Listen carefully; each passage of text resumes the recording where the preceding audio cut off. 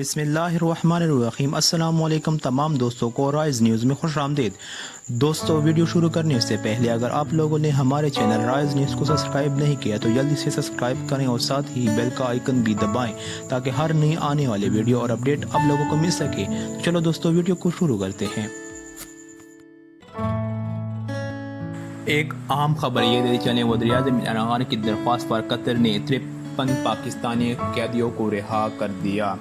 تفصیلات کے مطابق وزیر اعظم عمران خان کی درخواست پر قطر نے 53 پاکستانی قیدیوں کو رہا کر دیا۔ رہا ہونے والے پاکستانیوں نے وزیر اعظم عمران خان کا شکریہ ادا کیا اور پاکستان زندہ باد کے نعرے لگائے۔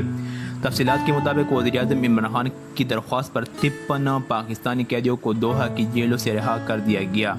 وزیر اعظم نے امریکہ سے واپسی پر قطر میں مختصر قیام اور امیر قطر سے ملاقات کے دوران پاکستانی قیدیوں کی رہائی کی درخواست کی تھی۔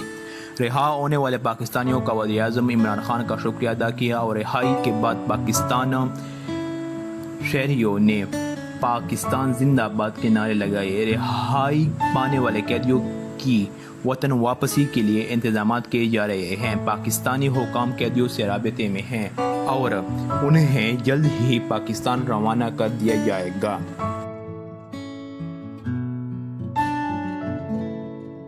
دوستو اس ویڈیو کو لائک اور شیئر کریں اور مزید اپڈیٹس کے لیے رائز نیوز کو سبسکرائب کریں۔ شکریہ۔